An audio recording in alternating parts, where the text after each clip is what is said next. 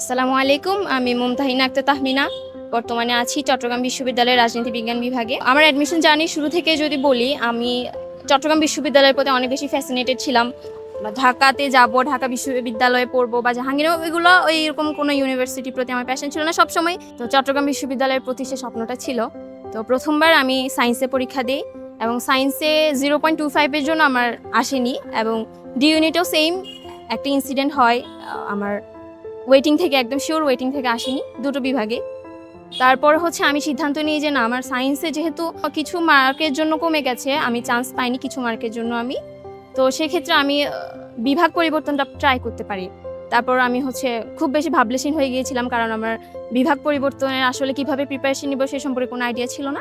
তারপর আমি র্যান্ডমে স্ক্রল করছিলাম ফেসবুকে, তখন হচ্ছে ইরান এবং আমেরিকার মধ্যে যে একটা দ্বন্দ্ব ছিল, এই দ্বন্দ্বটা চলছিল। তো ওই সময় রাজনীতির যে এই টপিকগুলা, রাজনৈতিক যে বিভিন্ন কোন দল সংঘাত, এই বিষয়গুলো সম্পর্কে আমার খুবই আগ্রহ। তো ওই আগ্রহ থেকে আমি হচ্ছে মধ্যপ্রাচ্য সংকট ক্লাসটা করি এবং খুবই ভালো লাগে আমার এই ক্লাসটা। মধ্যপ্রাচ্য সম্পর্কে যে ভুল ধারণাগুলো আমাদের মধ্যে ছিল সেগুলো দূর হয় এবং আরও অনেক নতুন তথ্য জানতে পারি। সেখান থেকে আমার এডুকেশনের সাথে যাত্রা শুরু। ভাইয়াদের বিভিন্ন ক্লাস করেছি। ভাইয়াদের যে আমরা একজন সেকেন্ড টাইমের হিসেবে আমাদের সবসময় মোটিভেশন ডাউন ছিল, তো ভাইয়ারা সব প্রতিটা ক্লাসে আমাদেরকে মোটিভেটেড করার চেষ্টা করতো। সেই মোটিভেশনগুলো নিতাম। আমরা যেহেতু একলা ছিলাম, অনলাইন ক্লাস, কারোর সাথে সেভাবে কথাবার্তা হতো না, সো ভাইয়াদের মোটিভেশনগুলোই আমাদের সঙ্গী ছিল। আরেকটা কথা না বললে নয়, অনেকের ক্ষেত্রে দেখা যায় যে প্রথমবার ফ্যামিলি সাপোর্টিভ হলেও দ্বিতীয়বার এসে, সেকেন্ড টাইমে এসে সেভাবে ফ্যামিলি সাপোর্টিভ হয় না।